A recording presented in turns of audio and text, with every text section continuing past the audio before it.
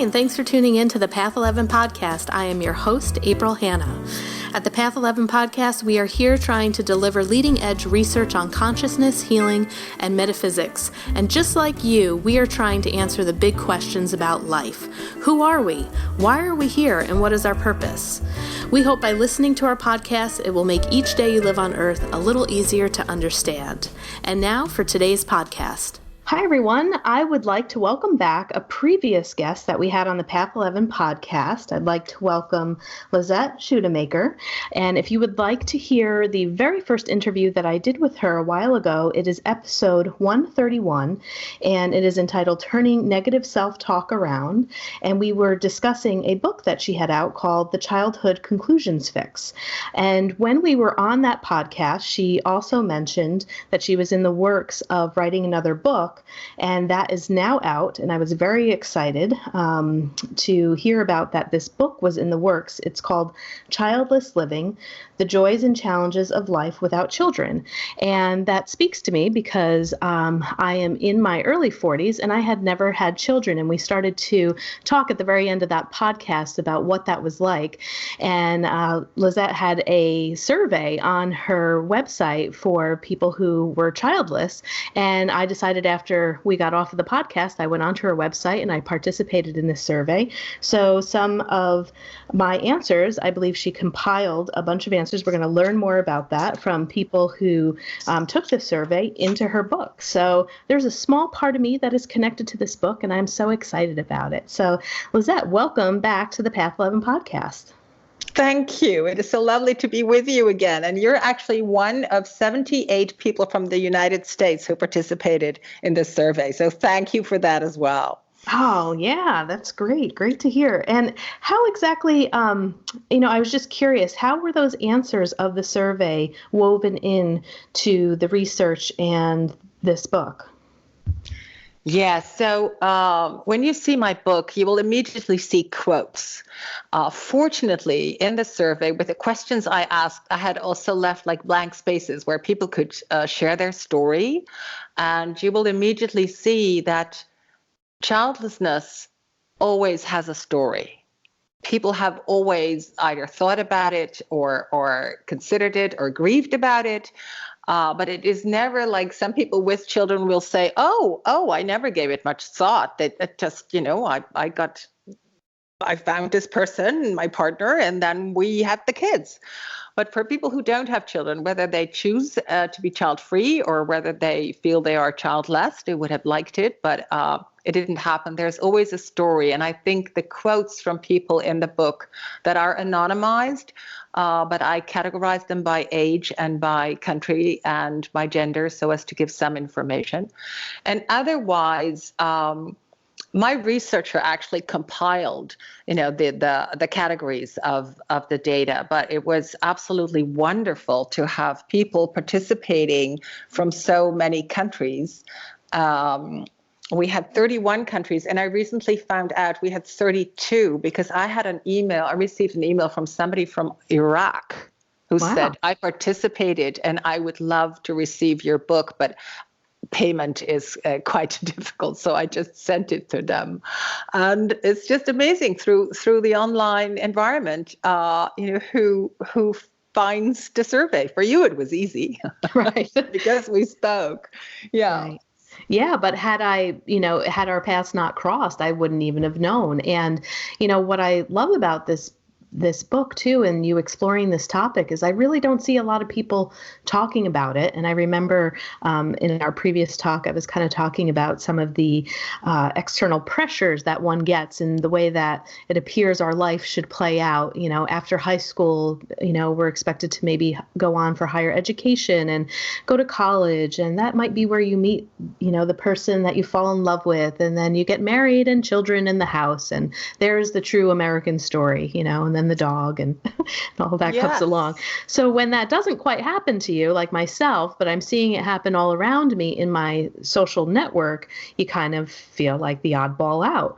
But one of the things that I thought was pretty interesting was that your researcher had said that people who have participated in your survey were bizarrely happy.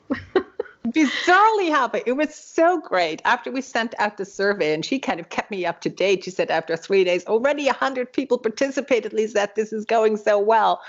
And so when I came to her office, she opened the door. She's a petite woman with a very big smile. And it was the first thing she said. She said, the people we have reached, are bizarrely happy. And so the bizarrely happy is, it's about fulfillment. So of course I've reached a certain segment of the population, but those people feel that they have unfolded their potential. They're fulfilling their potential, and they're playing a role in society, whether that be through work or volunteering or as a friend or a family member or a person who has a bit more time on their hands than some people with children do. They live on purpose, and that is what makes them bizarrely happy. Right. Yeah, there is a sense of freedom. And I know we're going to get into that a little bit more, where, we are able maybe more freely to explore different things in life, not saying that those people that have children can't, and that they aren't also bizarrely happy. But, it's a different type of experience. I was also really shocked to know that half of the people aged 15 to 44 in the United States do not have children. So can you talk a little bit more about that? Yeah, well, I think you and I will both, and our listeners too, will all hope that people of 15 do not have children. And 16 and 17, it does happen. But most of all, we would like children to be children for a while. But it is true. You already said it. We often feel like the odd one out, but we are not. There are so many more people without children than we think. In my country, people born in 1970, so they are now still 48 or have already reached their 49th birthday, 18% of women have no children and 28% of men have no children. But figures are more or less the same in the United States. So if 20% of the population does not have children, of the adult population, so let's leave out, the 17-year-olds and maybe even the 19-year-olds. But if 20% of the population has no children, that means that, roughly 1 in 5 people you meet on the street does not have children. And yet, the whole kind of atmosphere is exactly like you painted the picture of. You hitch up and then you kind of follow the path that your parents followed and create a family, maybe like the one you came from, or if you didn't come from a particularly happy home, then maybe very different from the one you came from. But that's still kind of expected. And so many of us are actually choosing a different way of life. Yeah.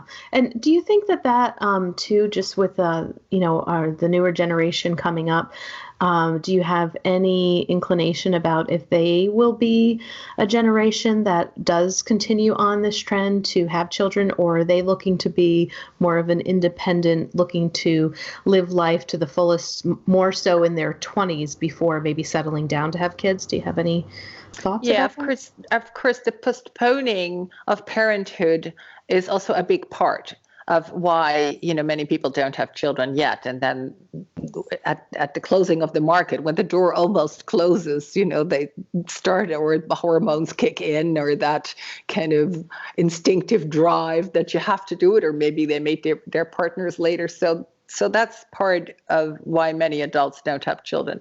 But I have certainly seen that, and I think that is not only in the US or Europe, that is a worldwide phenomenon, that youth are much more conscious. They can choose. The choices are vaster and vaster.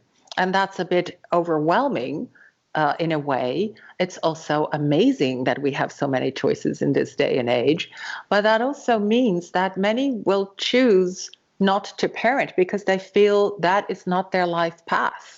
And my suspicion is that men and women who weren't particularly interested in parenthood, did it for a long time because it was expected or because it was inevitable. They also didn't have the technology to prevent it as we do now. And so I think that is also much better for children. It's Yeah. much better to have parents who really, really wanted to be parents and wanted to be there, and that those who are not interested, don't do it, and that is fine. And I think some young people, not all of them surely, but some young people I've come across, you used to have the acronym DINKS, double income, no kids. Right. And now I came across GINKS, green inclinations, no kids. There are real worries about the state of the planet, about overpopulation. And that is not only in the Western part of the world. I read articles from magazines in Pakistan and in India, where that was also very much, in people's minds, young people's minds. In India also, one woman said, there's so many children that are orphans or their parents cannot take care of them. Why would I want children of my own if I can play a role in making the lives of many children better, instead of just having one or two of my own that I will then grow? So I certainly think that it is a consciousness thing. Yeah. There's more awareness. I would agree. I would agree with that. And, it's interesting in the beginning, you had mentioned that sometimes when people become childless, that there could be a story attached to it, or maybe there's a reason why, or it could be a calling, or they never feel called to. But when you said that, it resonated something with me, because I was originally married in my early 20s, I think 23. And, there were aspects about the marriage that were really good, and then aspects that weren't, that needed to be worked through. But I remember the person that I had married had great qualities to be a father, and I could totally see him being a father. But I also kind of felt like that there were some behaviors that made me really question whether or not I could have children with him, right? So then the divorce came around 27, 28, maybe closer to 30, I don't remember. It was about a 7-year span. And to me, I was looking at that time and being, married for the first time, that probably would have been I don't know if there's ever a right time to have kids, but in the disruption of my life there through the divorce, and then recovering from the grief of the divorce, and then moving on, and now here I am in my mid-30s, there's a lot of stuff that happened in that time that I feel also helped to make my decision as to whether or not that was going to happen. And you also talk about how, some people who are childless, there could be grief that comes along with that too. It doesn't mean that they didn't want to have children. They would have loved to have had them. But sometimes things just, play out the way that they do. Exactly. They do. They do. Thank you for sharing that story. And yeah, I agree. I mean, that end of the 20s is a really good time to have your children. And I was not married. I was engaged to be married. And I tried to picture my life with that man, also a very good man. And I thought, then I will have children and maybe a dog, and he will go off to work, and what will I do? And I was like not looking forward to that kind of life. So I broke off the engagement, which kind of set me on a different path from most of my friends. And so there is already this little kernel of grief that when many of our friends kind of seem to find the mate and do the mating, so to say, not to be, and there was this summer where both my sister and my brother, who were younger than me, 2 and 4 years younger than me, got married. And I felt, very strange and lonely and weird. And why wasn't I on that path? And at the same time, there was something in me that also said, stick it out, girl. This is your path. Yes. Yeah, you recognize that? Totally. Yeah. And that's one of the reasons, too, why I really wanted you back on the show to talk about this, because the topic can seem a little offbeat for the Path 11 and stuff that we do. We go from talking about UFOs, aliens, extraterrestrials, healing, shamanism, then we're talking about, being childless here. But, when that point happened, and when you also discovered that, no, this is the path, for me, my spiritual awakening and the spiritual studies that I partook in, and really me connecting with my life purpose, happened in that moment. I think similar to yours when you discovered your path. Yeah. Yeah. So can you also describe how you broke the book down? Because this was an interesting way where you describe it in the different seasons that we have.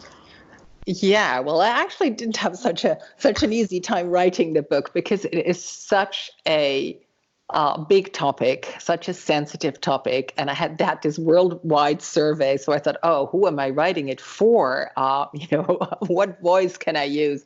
And then I thought, this is something, the childlessness and the life path as it unfolds is something that actually changes in the seasons of our lives. And so when I found that format, in spring, as we said, we hope 15-year-olds don't have children yet. So in the spring, none of us have children, but there is this growing awareness of who we are. And I have called it in the book, I speak about the inner film. Because for a while I was working with this. It's like, to me, it is as if there is an inner film reel in me that already has the ingredients of my life. It's kind of, I picture it at a level of my heart, with my heart kind of as the light, bringing it to life in the outer world. And I have found that speaking with people, in their early 20s who are kind of coming out as saying, I might not want to go, the route that my parents are expecting me to go. I might not want to be a parent. It is a bit of a coming out feeling. I said, what is on your inner film reel? Do you feel children and family life and taking care of someone for at least 18 years, maybe longer? Is that on your inner film reel, or is there something else? Are the ingredients of your movie, the movie of your life, as it sits in you, are they different? So that is, I speak about, wanting a different life, the drives of the head, because we can think about our life, but then there's the heart, where does the heart lead us? And then, of course, hormones come into play. And, are they then the deciding force for how we shape our lives? So I have all kinds of those kinds of conversations in the first part in spring. And also I want to honor the people who have given us the pill. Margaret Sanger was a phenomenal American woman who did so much for birth control. And she was the driving force for getting the pill out in 1960 that made it possible even for us to postpone for women to become bosses of their own lives. Yeah. Thanks for bringing that up. Never even was thinking about that, right? Mm-hmm. Yeah, we take it for granted, but it wasn't there. So there were all kinds of kind of unsafe methods. And this was the first time that we could, enjoy sexual relationships in the way that men have enjoyed them for much longer.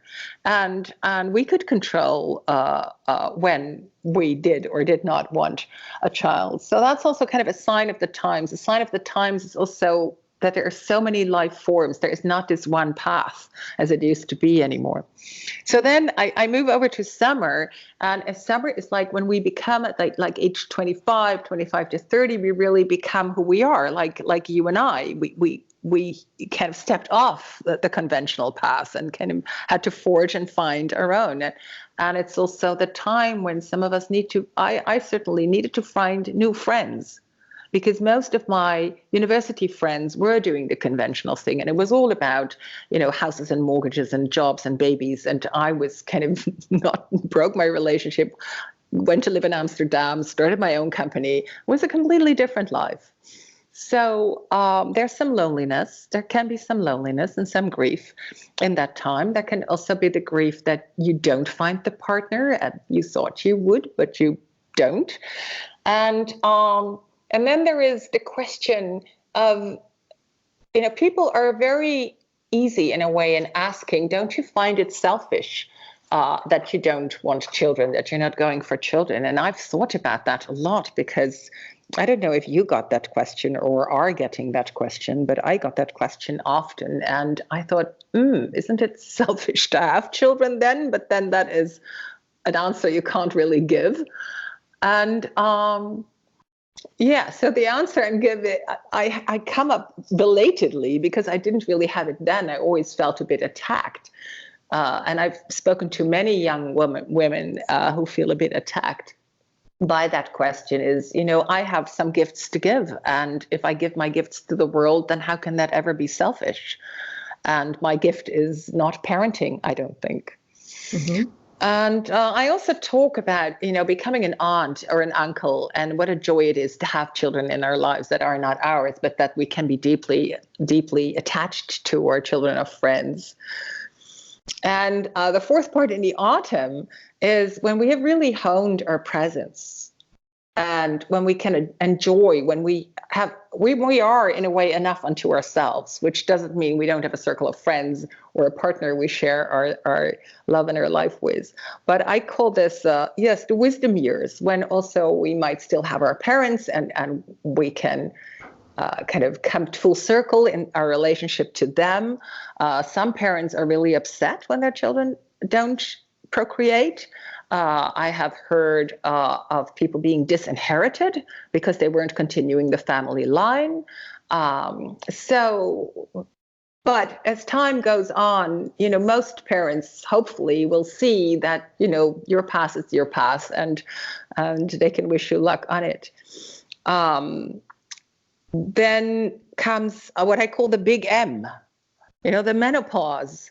And some women in their 40s said to me they can't wait for menopause to come because then the door will finally be closed. And even if they don't want children and they're very happy with it, they're happy with their lives, their work, their friends, their everything. There's always this little voice that says, but shouldn't you? And you don't know how it is. And maybe this is going to be the love of your life, whatever. But of course, now with advancing technology, when the eggs can be frozen, that door doesn't close at, say, 40, somewhere in your 40s. So I'm not envious of women that age now. I was actually happy when it closes, and many people with me.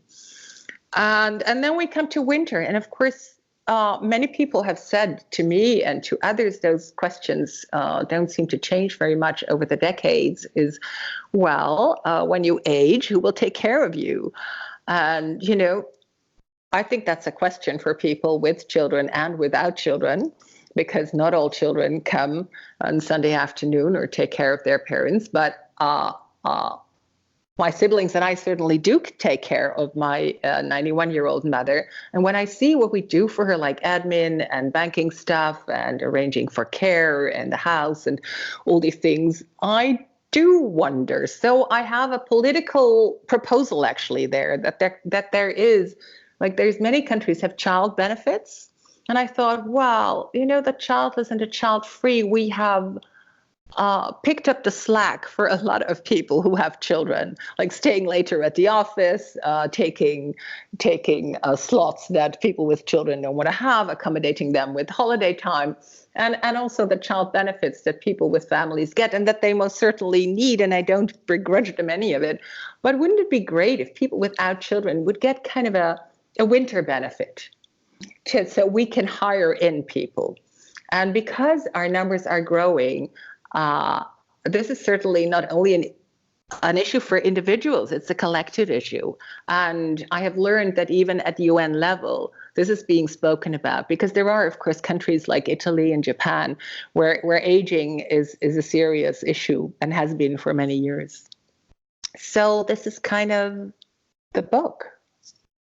Yeah, that's interesting too. It's like you bring up so many things that probably have crossed my mind, but specifically in that, like with the benefits, right? It's like, well, I don't have children, but I don't get a tax write-off for it, Exactly. or Exactly. where are some of those perks? But I'm also hearing like, I've been interviewing a lot of death doulas lately because we have the Afterlife Awareness Conference coming up, and they're assisting people in the dying process. But I almost feel like that there could be a whole nother, business out there, caretakers for the childless, and really, because there are people there, that do help people that, do not have children, and when they are dying or if they're in a nursing care facility. But yeah, you just bring up a great point. And if we did have some sort of maybe even structure around that, where people specifically are motivated to help those who are dying without family or a bit larger family. Exactly. And it's not even, not only to the point where we're dying, but those years in between when,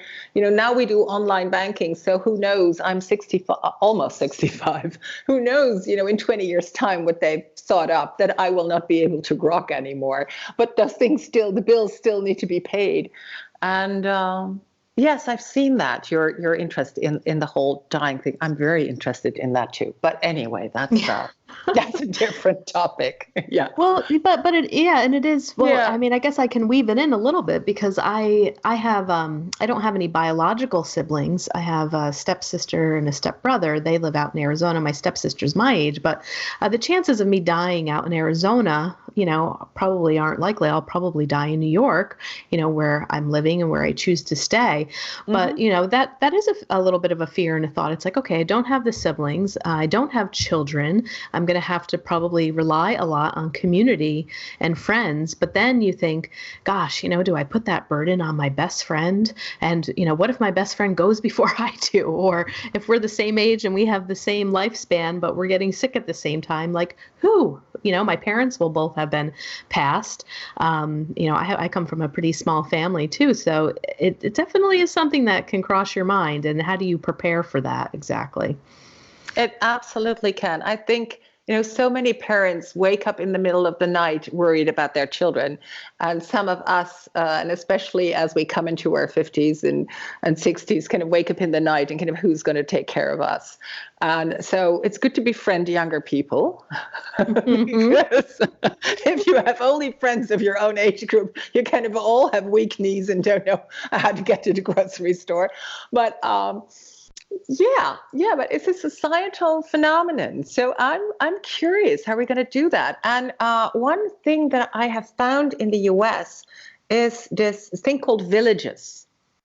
I think it started out in Boulder or a place like that, where people said we would like to keep living where we live because we like our area, we like our neighborhood, we like each other.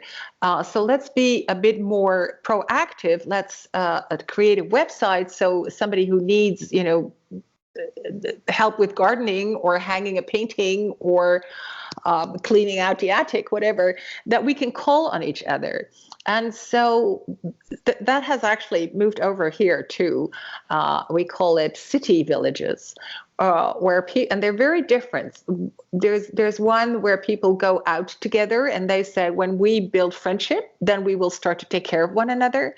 And then there's another in Amsterdam where they have really categorized who is lonely in our neighborhood and who would like to come and read to them once a week or whatever. So those things are already citizens, citizen initiatives. We're already starting.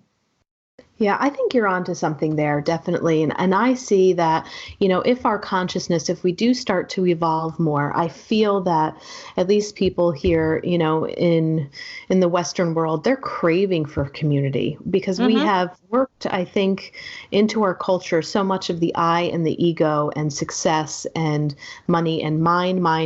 It's like everybody builds a house and there's a fence up around it, right? We're constantly kind of like keeping people out. And we've lost our sense of community and how to rely on each other. And I really feel that as things start to shift in the world, I think we're eventually going to come back to that, where we're going to really be more one with the people around us and coming back to some of those roots of what it means to be in a village. Yeah, I really see that too. And I would put a nuance on the coming back to it. I think we are progressing towards it in a way that, because villages also used to be quite controlling. You kind of had to all be the same way, and communities were there was a fence around it because of religion or certain cultures or whatever. And I think we will progress towards more multicultural, freer communities, but still communities. Yes, very much. And, you also mentioned that there are 6 common characteristics of people without children. And I don't know if this also kind of ties into maybe a little bit of both of our experiences as we were discovering our path. But, you mentioned some of the qualities are being self-starting, self-directed, self-sufficient, self-fulfilling, autonomous, unconventional. And do you want to talk a little bit more about those qualities that you've noticed? Yeah, so here is also, of course, a big difference between people who have chosen this path, or, I talk about myself not even as having chosen it, but more it has chosen me. It's kind of in me, and I have obeyed and followed in my own footsteps, and that is what makes me bizarrely happy too.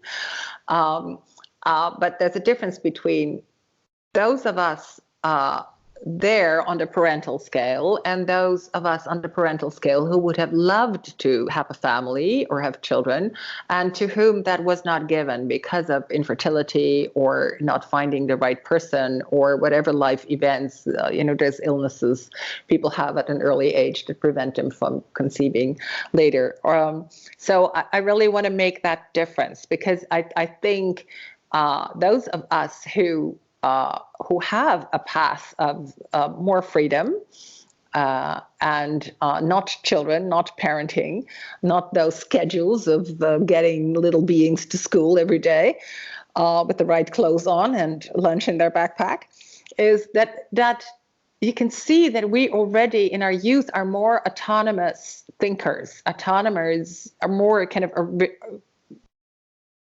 very often I have felt people said, I already in my family of origin didn't think I was going to repeat that. And that was strange, because all my friends had parents, everybody had parents. It was all, the norm. And then I was a bit more autonomous in my thinking and a bit more unconventional. And we need to be unconventional, because even if we are 1 in 5 without children, the convention is still that other path. And we need to be at home with being unconventional without making it a thing. Oh, I'm so special because I'm so unconventional, right? And then there's all these things where, on the weekend, there's no little feet that come running, waking us up, begging for breakfast, or needing to be ferried to parties or sports clubs or new clothes for the next season of school.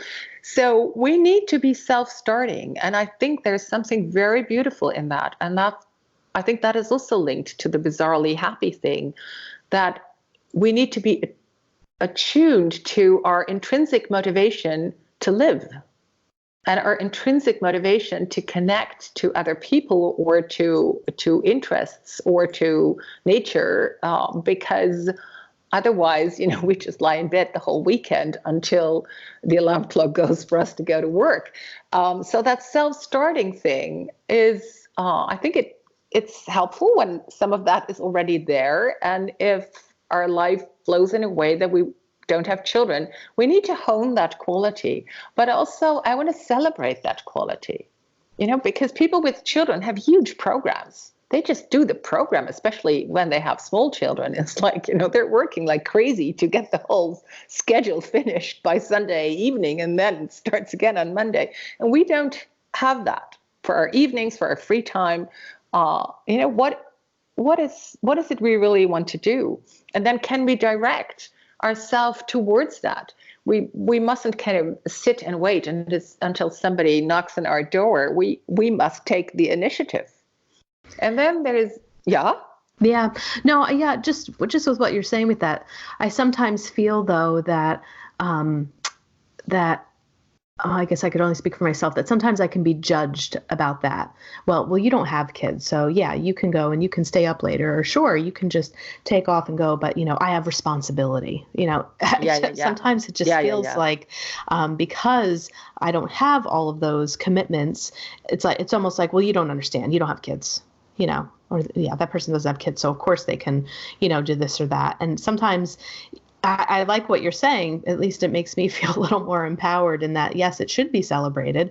But we also, like you were saying, we have to live life. We carry a different type of responsibility than in the world. Absolutely. And it is quite hurtful if people kind of look down their noses and kind of, yeah, but you with all your free time.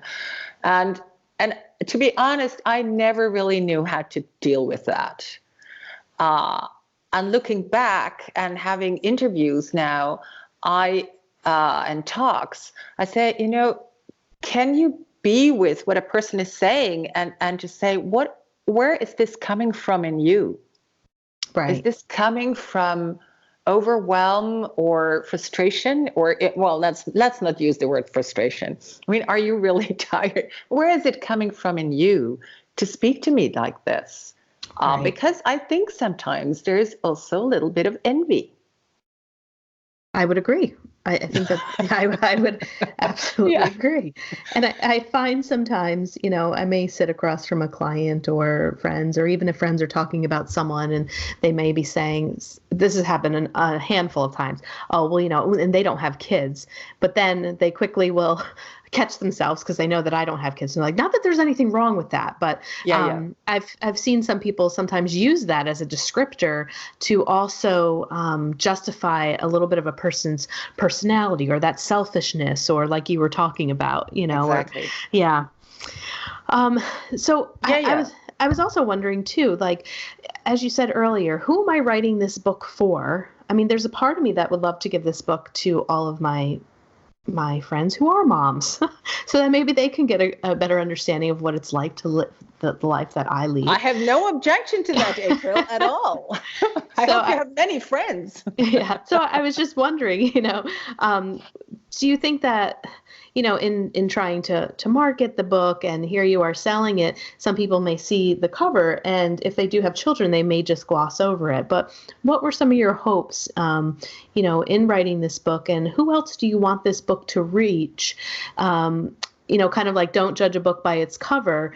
And as people are listening to this podcast, maybe this book might be good to give someone that does have children or is contemplating it, or maybe even someone who they're trying to get pregnant, right? And maybe they are struggling with infertility. And maybe a book like this might also bring a little sense of calm and a different way to look at life without children. Yeah. What's your hope for it? And of course, that is a very sensitive line, if you can do that or not, or they will feel, they put all their cards on the infertility treatment, whatever. Yeah. I was speaking to a 23-year-old Belgian journalist earlier this week, and she had read the book, and she said, I'm not sure yet if I want children or not, but at least now I know what a rich life I can have if I decide not to have children. And I was like so moved by that. And she said, I'm really happy I read it. And so that is certainly what I had hoped, that people who are giving it this thought and kind of looking at the future and trying to imagine their future can have some information of someone who's walked this path ahead of them. And that's also, in a way, how the book got started. There was a Facebook question in a women's group of a 30-something-year-old who said, I'm contemplating not having children. Is there anyone out there who can tell me how that is later in life? And that kind of got me thinking.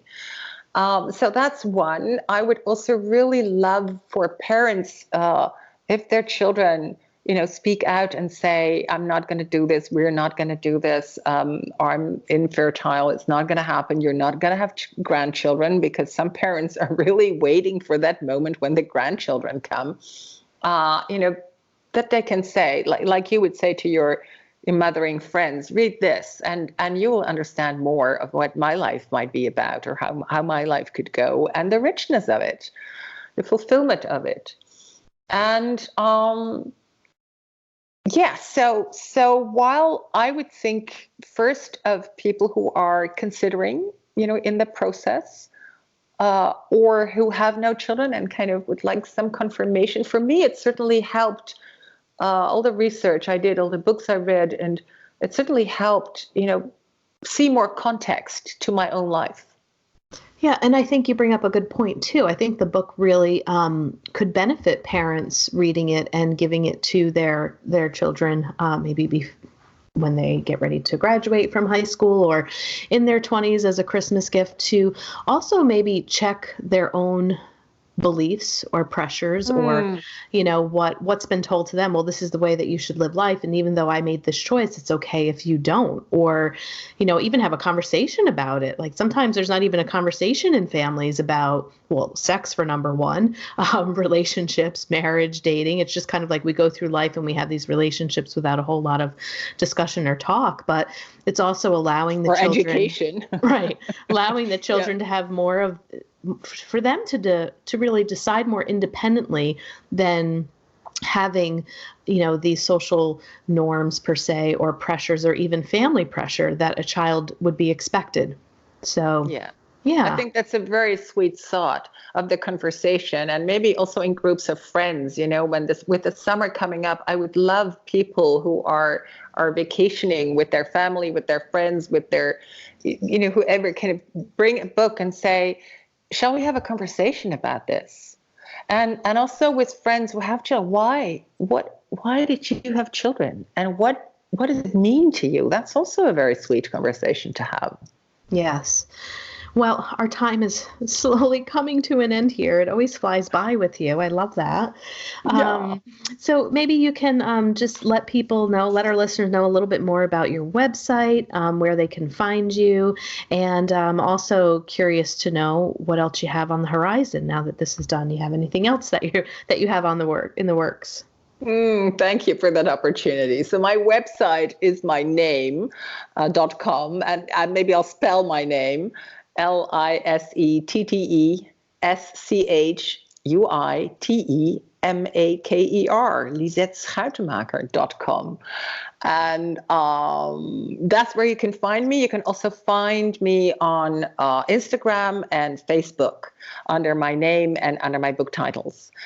And I am delighted to say to you also that just today in the mail, in the post, there was the German edition of the Childhood Conclusions Fix that's also come out in Italian, and that is bound to come out in Korean and Chinese. So that is kind of making its journey in the world. And my next project, I'm quite reticent about it, but I have many friends already of various ages who have become widows. And I've started to talk to them about, how is that process? What kind of a journey? What kind of an initiation into a particular human experience is that? And so up until now, I've written about things that happened in my own life. I am not a widow, and I don't hope to be for some time. But I think so. I'm exploring the topic, and for now, it's already given me really beautiful conversations with women I know, and I know some of what they went through, but there's a lot I did not know, and I think that is also a difficult topic to breach sometimes when you have a friend who's gone through that. So that might well be the topic of the next one. Well, and we love to talk about death here on the Path 11 podcast, we and the afterlife and all of that, which is why we've gotten so heavily involved in the Afterlife Awareness Conference as well. And I can also be a resource for you because I do, if you are looking to pull some widows, I have some people who have come into my life who have experienced that. And I know that there are many out there, and that's a great, I think, topic to begin to explore, to write about, to research, because that's a really, everything's kind of like a life-changing moment, right? But, talk about grief, and then how does one start over? What is life like, after that? And how do you become an I again after having been part of a we? Yeah. What is the discovery in kind of untangling, and how does that process go? Well, thanks for your confirmation, April. Yes, really nice to hear. Thank you. And thank you so much. And we would, as always, love to have you back. So reach out to us. And thanks so much for joining us again. Thank you. Thank you for your lovely conversation. Thanks for listening to the Path 11 podcast today. I hope you all enjoyed this show. And if you haven't checked out our Patreon page, I'd like you to do so because we are going to start putting some content over there that is only for our Patreon subscribers. You can get content for as little as donating $1 a month, and it could just be a one-time donation. We have other freebies over there that you can get depending upon how much you would like to donate. And again, it could be a one-time donation, or you can continue to keep your subscription on a monthly basis at that donation level. But I just put my Mbt Immersive Experience, which was a 4-day intensive meditation training in Tennessee with physicist Tom Campbell. I was listening to binaural beats, going to altered states of consciousness, having out-of-body experiences and life-changing experiences that I was able to bring back for myself, for my clients, for my friends. That was just out of this world. So if you would like to listen to that, I'd like you to head on over to path11podcast.com. You're going to see an orange button that says Patreon. Become a Patreon today, and you can have access to that podcast. And I would like to remind you to head on over to path11productions.com and check out the membership that we have for the Afterlife Awareness Conference. We have over 25 hours of footage with amazing speakers like William Buhlman, Thomas John, Terry Daniel, Suzanne Geisman, Suzanne Northrup, Linda Fitch, Austin Wells, just a few people to name off that were amazing. These workshops are just so valuable. So I think that you would really enjoy it. It's also a great thing to think about to maybe give the gift to somebody who is struggling with grief. If you are looking for resources, this is a great conference to send people to check out. And thanks again for listening today.